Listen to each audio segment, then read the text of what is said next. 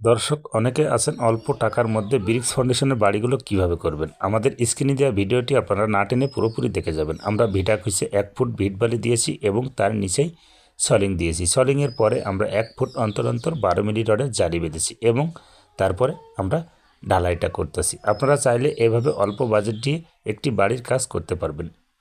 আরেকটি বিষয়, ব্রিক্স ফাউন্ডেশনের বাড়ির কাজ করতে গেলে আপনারা কখনো পিলারগুলো নিচ থেকে উঠানোর চিন্তা করবেন, কখনো পোতার পরের থেকে পিলারগুলো উঠবেন না। আপনারা কাজটা কিভাবে করবেন সেই বিষয়টা নিয়ে ভিডিওতে আসা।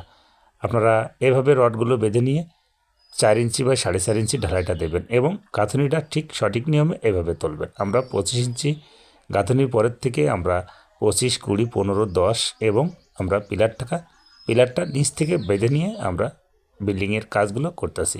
এতে বিল্ডিংয়ের অনেক শক্ত এবং শক্তি নেওয়ার সম্ভাবনা থাকবে।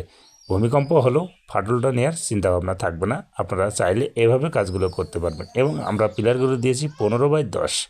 গাঁথনিগুলো করতেছে, আপনারা চাইলে এভাবে কাজগুলো করতে পারবেন। আমাদের এতটুকু কাজ করতে এই পর্যন্ত ইটের প্রয়োজন হয়েছে 6 গাড়ি। আপনারা চাইলে এভাবে কাজগুলো করে নিতে পারবেন এবং প্রয়োজন পড়েছে 110 ব্যাগ। আপনারা চাইলে এভাবে কাজগুলো করতে পারেন। ভিডিওটি ভালো লাগলে লাইক, কমেন্ট, শেয়ার করবেন এবং পাশে